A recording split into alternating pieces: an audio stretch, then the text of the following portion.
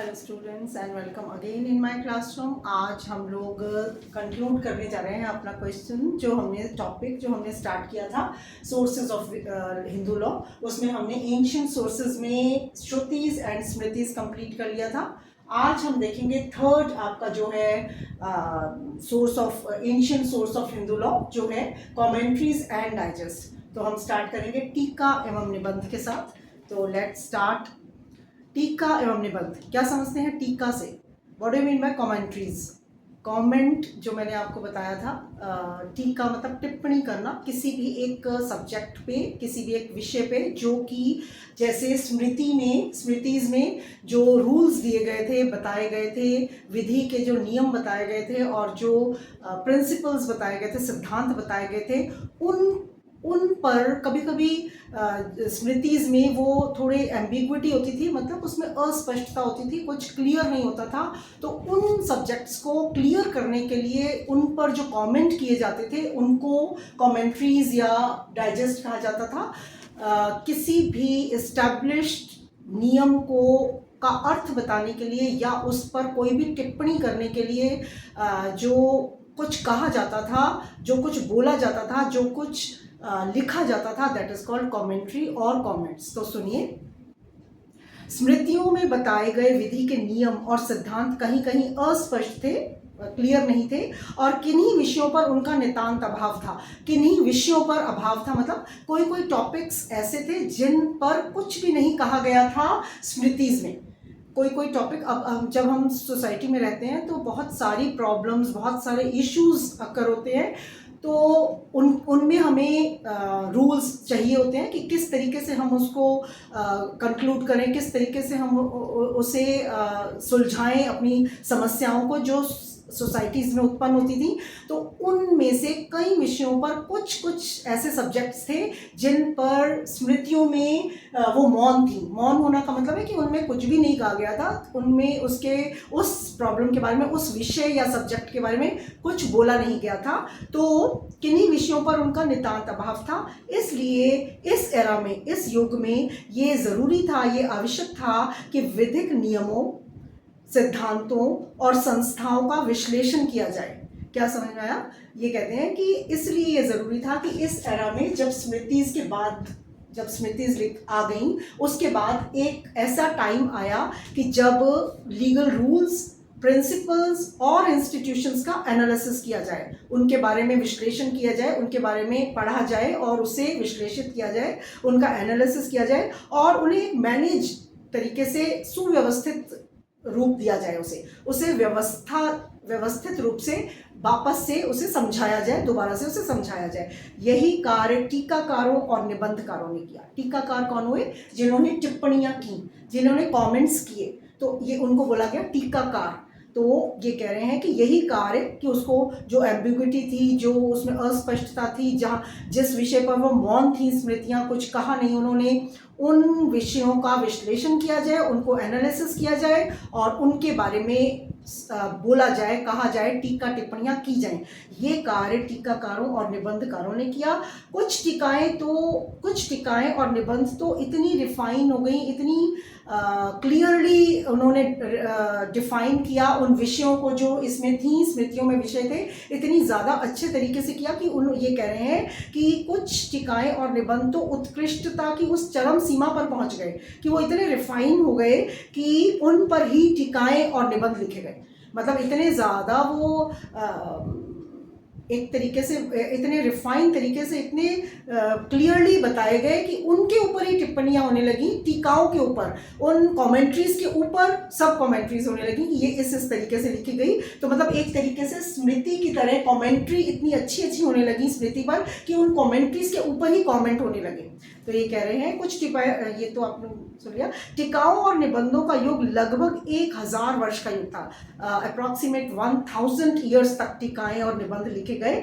ईसा की 7वीं शताब्दी से 17वीं शताब्दी तक, ईसा की 7th सेंचुरी से 17th सेंचुरी तक टीकाओं का युग रहा। कमेंट्रीज बहुत कही गई, बहुत लिखी गई। 17th सेंचुरी में नंद पंडित द्वारा लिखी गई, रचित की गई वैजयंती अंतिम टीका थी। अंतिम टीका जो थी वो वैजयंती, जो कि नंद पंडित द्वारा 17th सेंचुरी में लिखी गई थी। टीकाकारों ने स्मृतियों की व्याख्या करते हुए नए नियम भी बना दिए उन्होंने। मतलब स्मृतियों की जब वो इंटरप्रेट कर रहे थे, इनकी व्याख्या कर रहे थे, तो उन्होंने कई न्यू रूल्स भी एस्टैब्लिश कर दिए, कई नए नियमों का विकास कर दिया। आज ये पोजीशन हो गई है कि स्मृतियों और निबंधों में निर्धारित जो एस्टैब्लिश लॉ है, लॉ के जो रूल्स हैं, मतलब आज ये हाल हो गया है कि स्मृतियों में और कमेंट्रीज में अगर एक ही सब्जेक्ट पर दोनों में कुछ टीका, कुछ टिप्पणी या कोई रूल्स रेगुलेशंस बताए गए हैं, तो कमेंट्रीज को इम्पोर्टेंस ज़्यादा दी जाती है। तो सुनिए कि टीकाकारों ने स्मृतियों की व्याख्या करते हुए नए नियमों का विकास भी कर दिया। आज स्थिति यह है कि यदि स्मृतियों और निबंधों व टीकाओं में निर्धारित विधि के नियम एक दूसरे के विपरीत है, तो टीकाओं और निबंधों को इम्पोर्टेंस या प्रधानता दी जाती है। मतलब इनकी ज़्यादा इम्पोर्टेंस इनसे भी ज़्यादा हो चुकी है। मनुस्मृति के माननीय टीकाकार थे मेधातिथि, गोविंदराज और कुलूप भट्ट।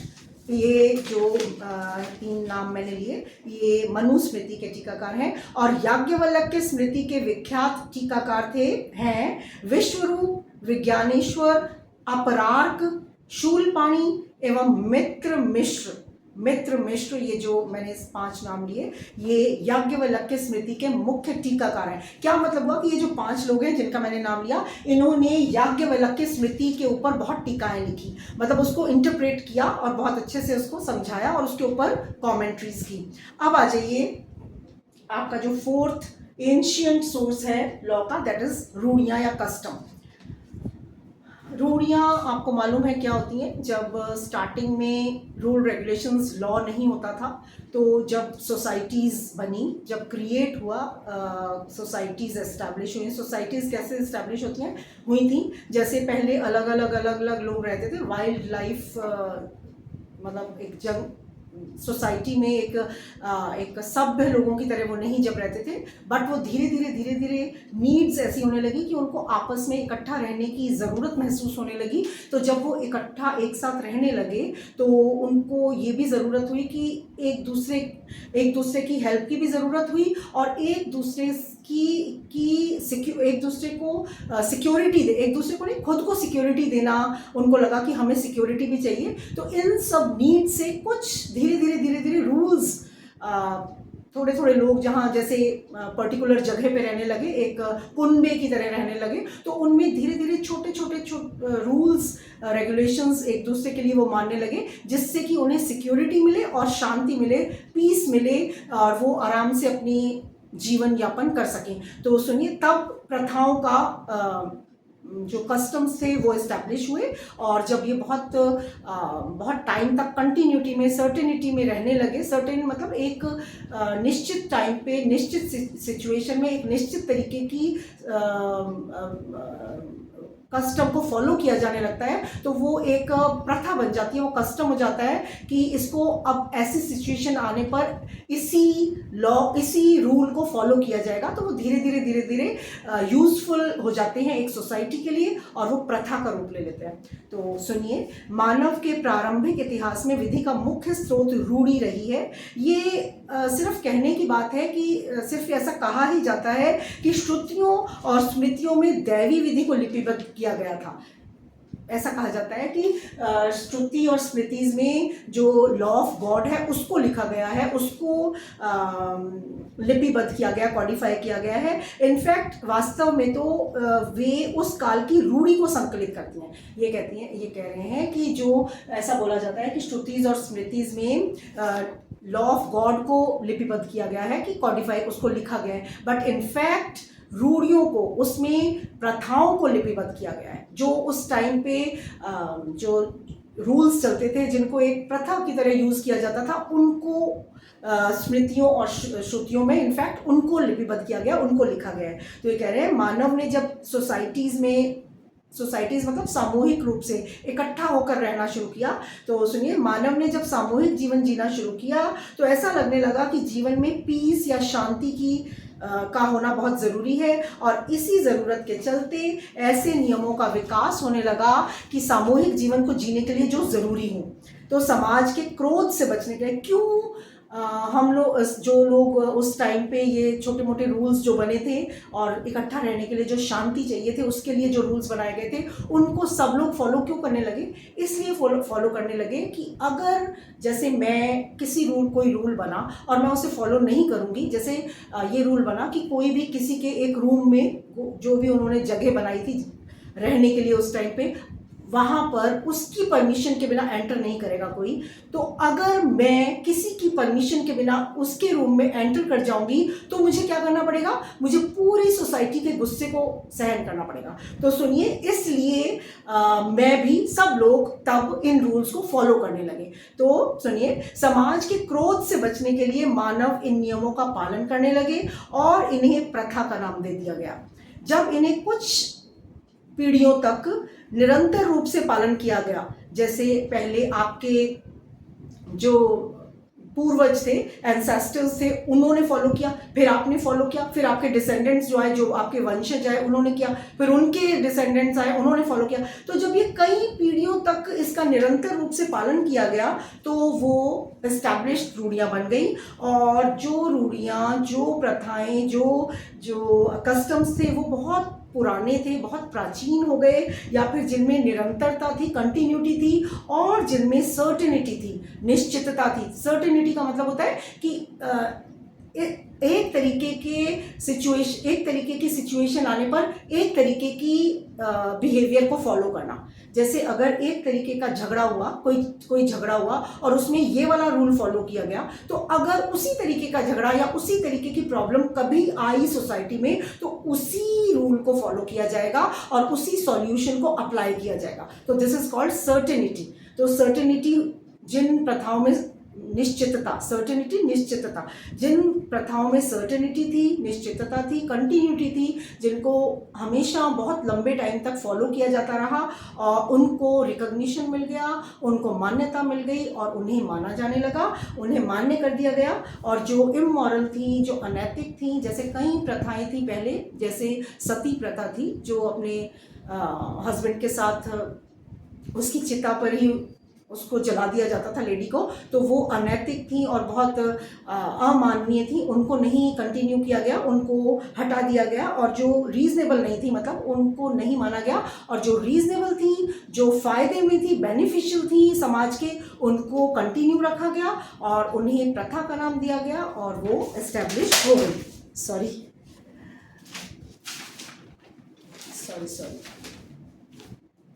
अब आ जाइए आपके सेकंड नेक्स्ट सोर्स पर जो है, अच्छा आपका ये हो गए हैं, कंप्लीट हो गए।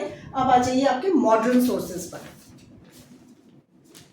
मॉडर्न सोर्सेज में हम पहले ले रहे हैं इक्विटी को, साम्य, न्याय और सुआत्मा जिसको कहते हैं। इक्विटी बस समझ लीजिए आप कि इक्विटी से आप क्या समझते हैं। इक्विटी है साम्य, this is not equality. Equality से इक्विटी फर्क होती है। इक्वालिटी होती है समानता, जो आप कॉन्स्टिट्यूशन में पढ़ेंगे। ये है इक्विटी। इक्विटी का मतलब होता है साम्य। इक्विटी ये स्पेलिंग है और इसका मतलब होता है साम्य बोल सकते हैं आप। साम्य का मतलब होता है कि जैसे पहले क्या होता था, बहुत लिमिटेड लॉज होते थे। जैसे बहुत पहले, ये इंग्लिश लॉ से आया है हमारे पास, ये कॉमन लॉ से आया है, अंग्रेज़ों के विधि से हमारे पास इक्विटी आई है यहाँ। तो पहले क्या होता था, जो कॉमन लॉ में, इंग्लिश लॉ में बहुत रिट्स से काम चलता था। जब आप हिस्ट्री पढ़ेंगे लॉ की तो उसमें आएगा कि कॉमन लॉ में अंग्रेज़ों का जो कानून था यूके इंग्लैंड में, उसमें बहुत लिमिटेड रिट्स होती थी। 1 2 3 4 जितनी भी रिट्स होती थी, जितनी भी मतलब 1 2 3 4 नहीं, मतलब लिमिटेड रिट्स होती थी। तो जब आपका कोई अकर हुआ, कोई भी इवेंट, कोई भी प्रॉब्लम उठती है समाज में, सोसाइटी में, तो अगर वो प्रॉब्लम का कोई सॉल्यूशन उन रिट्स में नहीं होता था, उन लॉज में, समझ लीजिए रिट्स छोड़िए, जो लिमिटेड लॉज थे, जो इस्टेब्लिश्ड लिमिटेड लॉज थे, अगर उनमें उस प्रॉब्लम का जो किसी टाइम पे सोसाइटी में उठी और उसका कोई सॉल्यूशन उन लिमिटेड लॉज में नहीं होता था, तो क्या अप्लाई किया जाता था? इक्विटी। इक्विटी पैरेलल चलती थी इंग्लिश लॉ में, लॉ एंड इक्विटी पैरेलल चलती थी।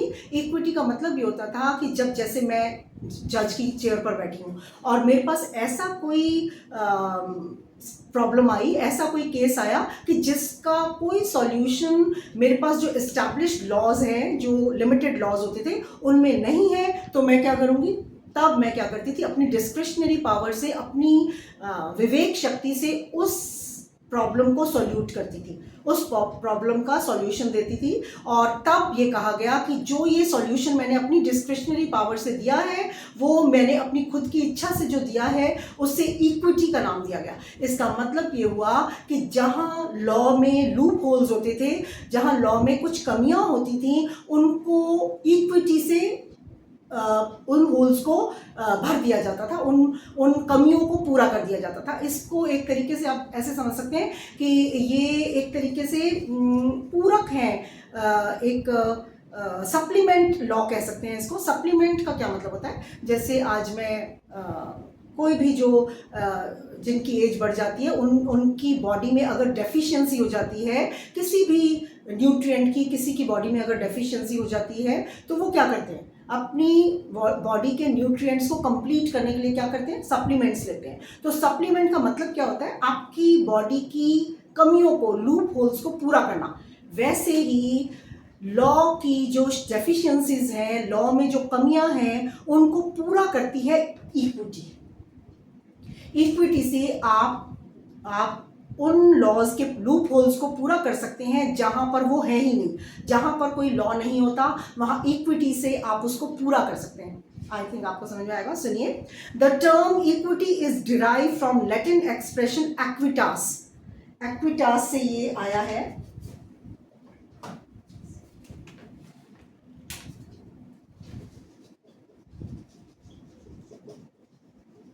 एक्विटास, इक्विटी जो टर्म है, जो शब्द है, वो एक्विटास से आया है। इट मीन्स लेवलिंग और इक्वलाइजेशन। इसका मतलब होता है समतल कर देना। समतल कर देना का मतलब है कि ऊबड़ खाबड़ का मतलब होता है कि यहाँ पर जो हमारे पास कोई प्रॉब्लम आई है, उसका कोई सॉल्यूशन ही नहीं है, तो ये बहुत अजीब सी सिचुएशन होगी। उसको समतल कर देना, उसको लेवलिंग कर देना, कि अपनी डिस्क्रिशनरी पावर से इक्विटी के थ्रू डिसीजन दे देना। तो ये कह रहे हैं, these are principles of justice to correct और सप्लीमेंट लॉ।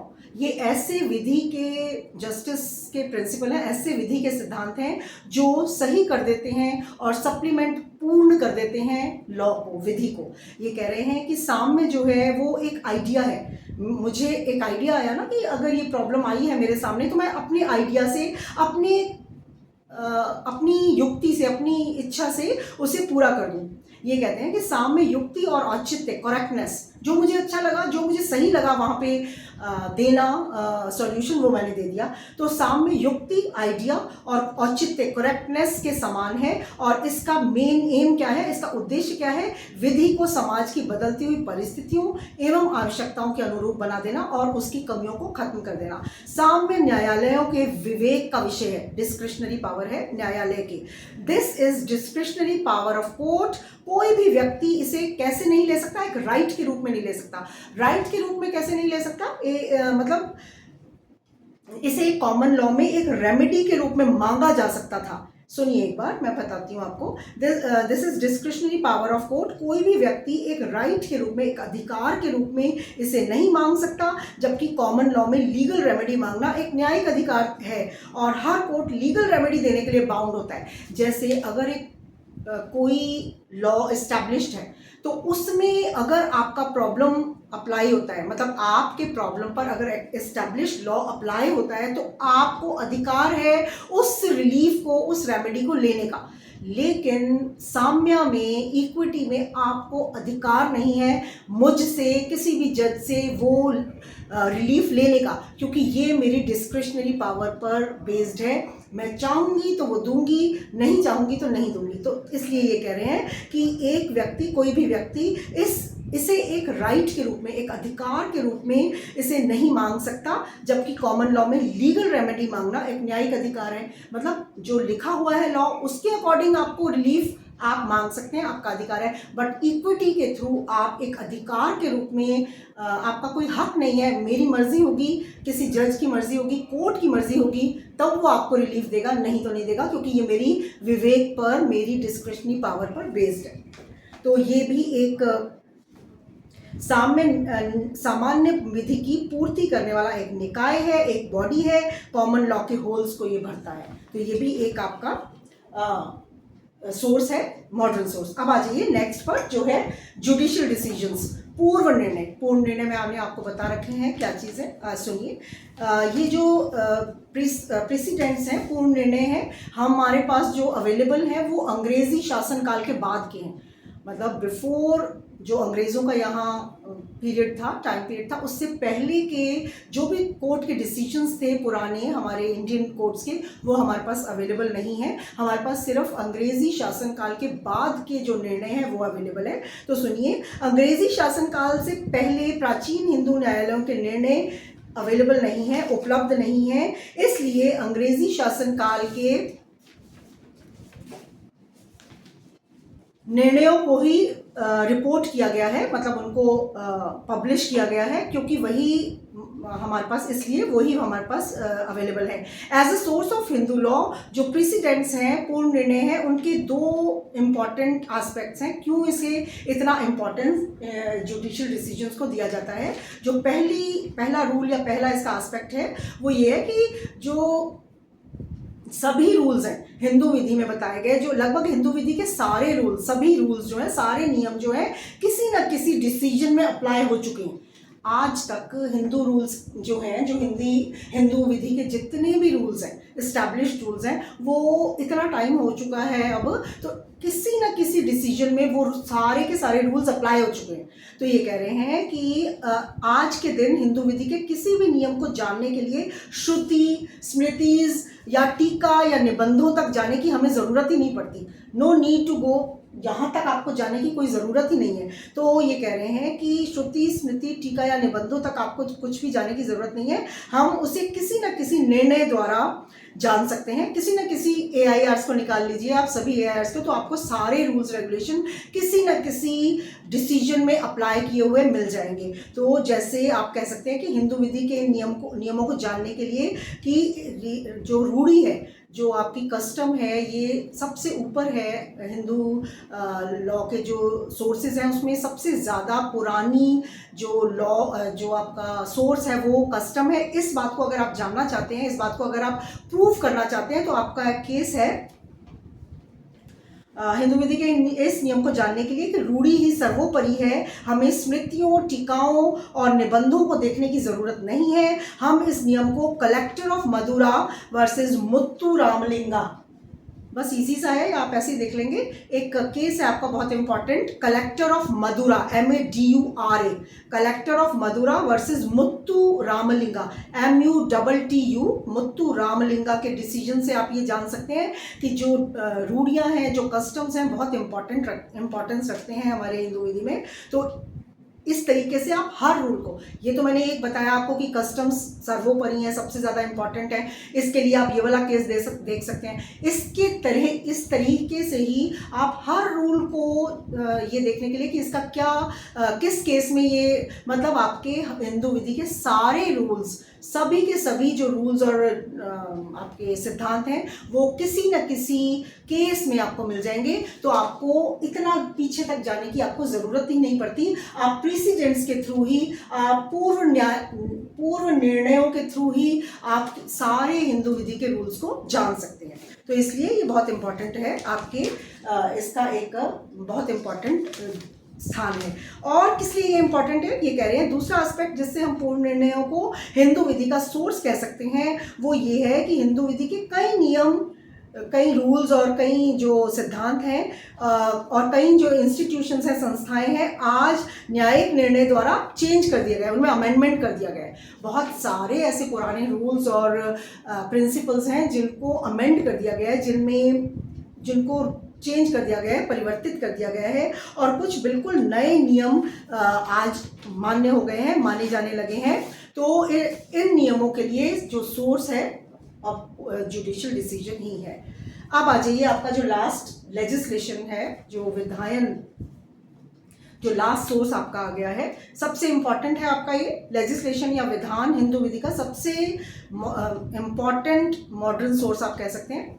पहले क्या था, समय के मतलब टाइम टू टाइम ऐसा हुआ कि जो लॉज हैं उनमें ज़रूरत होती है, जैसे जैसे सोसाइटीज़ चेंज होती हैं, अपनी नीड्स चेंज होती हैं, उसमें कुछ अमेंडमेंट्स की, कुछ सुधार की ज़रूरत होती है, तो उसको सुधारना पड़ता है, उसमें अमेंड करना पड़ता है, उसमें परिवर्तन करने पड़ते हैं। तो ये कह रहे हैं समय के साथ जब परिवर्तन ज़रूरत बन गई तो 15 अगस्त 1947 जब हम वो हुए, फ्रीडम हमें मिली, तो 15 अगस्त 1947 के पूर्व समय समय पर विधायन द्वारा हिंदू विधि में कुछ परिवर्तन किए गए। ये कह रहे हैं कि codification of law in the light of changes which had taken place in the course of time was a necessity, ज़रूरत बन गई। 47 से पहले कुछ ऐसी ज़रूरतें हमें सोसाइटीज़ में आई कि हमें लॉज में चेंज करने की ज़रूरत महसूस हुई। तो 47 से पहले बहुत सारे परिवर्तन विधि में विधेयकों के माध्यम से बिल पास किए गए, उस विधेयक बोलते हैं जिसको, बिल पास किए गए, और उनके थ्रू बहुत सारे चेंजेस किए। तो थोड़े से मैं आपको बताऊंगी। जैसे 1850 में 1850 में कास्ट डिसेबिलिटीज रिमूवल एक्ट आया 1850 में, 1850 में। इसके अलावा हिंदू विडोज रीमैरिज एक्ट आया 1856 में, जो रीमैरिज एक्ट आप कहते हैं, विडोज रीमैरिज एक्ट था, 1856 में आया। उसके बाद स्पेशल मैरिज एक्ट 1872 में आया। उसके बाद ट्रांसफर ऑफ प्रॉपर्टी एक्ट आया, टीपी एक्ट जो आप पढ़ेंगे सेकेंड ईयर में, 1882। ट्रांसफर ऑफ प्रॉपर्टी एक्ट आया 1882 का।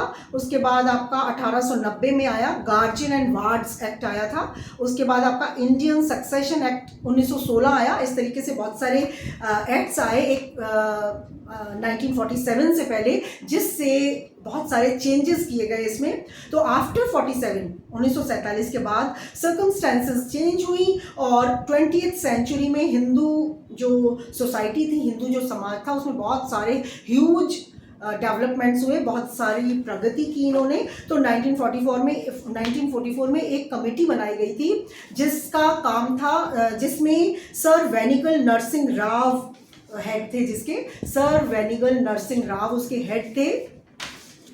तो 1944 में ये बनाई गई थी और 1946 में इन्होंने अपनी रिपोर्ट दी और इन्होंने ड्राफ्ट हिंदू कोड बिल भी दिया। इसके साथ 1946 में अपनी रिपोर्ट के साथ इन्होंने ड्राफ्ट हिंदू कोड बिल दिया। इस कमेटी ने ये सजेस्ट किया, उस टाइम पे ये सुझाव दिया कि हिंदू विधि की जो अलग अलग ब्रांचेस हैं, जो अलग अलग आपकी शाखाएं हैं, उनसे जो डेवलपिंग लॉज हैं, जो बहुत प्रगतिशील जो नियम हैं, उनको इकट्ठा कर लेना चाहिए और उनको कॉडिफाई कर देना चाहिए। इन्होंने, इस कमेटी ने ये सुझाव दिया, ये सजेस्ट किया कि जो इम्पॉर्टेंट से जो नियम है, अलग अलग ब्रांचेस में अलग अलग शाखाएं थी जो हिंदू विधि की, उनमें से उन सारी शाखाओं में से इम्पॉर्टेंट लॉज को, इम्पॉर्टेंट रूल्स को ले लेना चाहिए और उनको कॉडिफाई कर देना चाहिए। इन्होंने ये सजेस्ट किया था। तो सुनिए, समिति ने सुझाव दिया कि हिंदू विधि की सभी शाखाओं से प्रगतिशील नियम लेकर हिंदू विधि को संहिताबद्ध कर दिया जाना चाहिए, कॉडिफाई कर देना चाहिए। बट हिंदुओं का एक ग्रुप ऐसा था जो बहुत कट्टर था, बहुत रिजिड थे वो। तो ये कहते हैं कि हिंदुओं के कट्टरवादी वर्ग ने कोड का विरोध किया, इस जो संहिताकरण का विरोध किया और कहा कि हिंदू विधि तो लॉज ऑफ गॉड है, दैवी विधि है, तो आप इसको किस तरीके से कॉडिफाई कर सकते हो, एक लिमिट में कैसे बांध सकते हो और किस तरीके से आप इसको अमेंड कर सकते हो, इसमें सुधार करने का किसी एक मानव को, एक इंसान को कोई हक कोई अधिकार नहीं है कि वो जो देवताओं की विधि है उसको सुधार सके मतलब उसमें अमेंड कर सके या उसको लिपिबद्ध कर सके या उसको एक लिमिट में बांध सके। ये किसी भी एक मानव को अधिकार नहीं है। तो वो कट्टरवादी जो हिंदू एक वर्ग था उसने ये सब करने नहीं दिया, और ये जो बिल था पार्लियामेंट में पास नहीं किया जा सका। ये बिल को मतलब इसको व्यापगमन आप बोलेंगे, इसका लैप्स हो गया और इसको पास नहीं किया जा सका। इसके बाद इंडियन गवर्नमेंट ने हिंदू कोड बिल के कुछ हिस्सों को, जो वो कोड बिल दिया गया था उस कमेटी द्वारा, उस कोड बिल के कुछ पार्ट्स को टुकड़ों में मतलब पार्ट्स में, उन्होंने सारा उसको नहीं पास करवाया, पार्ट्स में, खंड जिसको आप कहते हैं, हिंदी की बुक्स में आपके आएगा खंड मतलब पार्ट्स में, टुकड़ों में जिसको कहेंगे, टुकड़ों में संसद में पारित किया। इंडियन गवर्नमेंट ने हिंदू कोड बिल के कुछ हिस्सों को टुकड़ों में संसद में पारित किया, और इस तरीके से आपके जो आज कॉडिफाइड, आपका हिंदू लॉ आधा कॉडिफाइड है और आधा अभी भी संहिताबद्ध नहीं है। तो जो कॉडिफाइड है वो कॉडिफाई किया गया, खंड टुकड़ों में उसको पार्लियामेंट में पारित किया गया। और कौन से एक्ट बने वो मैं आपको बताती हूँ। हिंदू मैरिज एक्ट बना, हिंदू विवाह अधिनियम बना 1955। उसके बाद आपका हिंदू सक्सेशन एक्ट, हिंदू उत्तराधिकार अधिनियम बना 1956। उसके बाद Hindu minority and guardianship act बना 1956 में।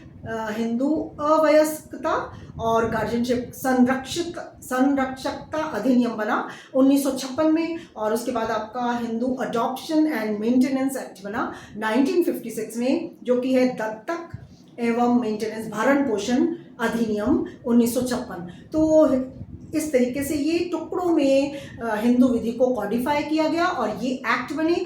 आज जो ये एक्ट हैं, जो ये मैंने आपको अभी बताया, इनसे हर हिंदू शासित होता है। मतलब ये जो एस्टैब्लिश्ड हिंदू विधि है ये सारे हिंदुओं पर लागू होती है। तो सुनिए, वर्तमान हिंदू विधि में इन ऊपर बताए गए जो सोर्सेज हैं, ये आपको एक्ट बताए हैं, इनका सोर्स विधायन है। मतलब इनको विधायिका के माध्यम से पारित किया गया और इनका सोर्स लेजिस्लेशन है। इन सारे क्षेत्रों में, इन सारे फील्ड्स में जो लॉ है सभी हिंदुओं के लिए एक समान है। तो ये आपका सारा सोर्सेज का जो क्वेश्चन था ये कंप्लीट हो गया है। आई थिंक आपको ये समझ में आया होगा। आप इसको बुक में से प्लीज़ रीडिंग लगाएंगे। और मैं आपको एक चीज़ सजेस्ट करूँगी, आप प्लीज़ शॉर्ट जो बुक्स होती हैं आपकी, जो कीज़ होती हैं एक तरीके से, वो सिर्फ आपके गाइडेंस के लिए होती हैं, वो आपकी बुक्स नहीं हैं। आप प्लीज़ अगर आगे आपको कुछ करना है, आगे आपको लगता है कि लॉ की फील्ड में आपको कुछ एक स्टेटस चाहिए, तो प्लीज़ आप बुक्स में से पढ़ेंगे। अपने जो प्रिपरेशन है वो प्लीज़ बुक में से करा करें। और वो छोटी वाली बुक्स आपकी गाइड हैं, वो आपकी टेक्स्ट बुक नहीं है। और अगर आपका सिर्फ इंटेंशन नहीं है लॉ पढ़ना, आपका मोटिव है, आपका इंटेंशन हो सकता है सिर्फ फर्स्ट ईयर पास करना, जो मैं आपको टॉट्स में बताती हूँ कि इंटेंशन है आपका फर्स्ट ईयर पास करना, लेकिन आपका मोटिव है कोई ऐसी पोजीशन प्राप्त करना जो लॉ अगर आपने बुक्स में से पढ़ा तो डेफिनेटली आप उसको अचीव कर सकते हैं, उसको पा सकते हैं। All the very best. और प्लीज़ बुक में से पढ़ें, ये मेरी एक रिक्वेस्ट है आपसे।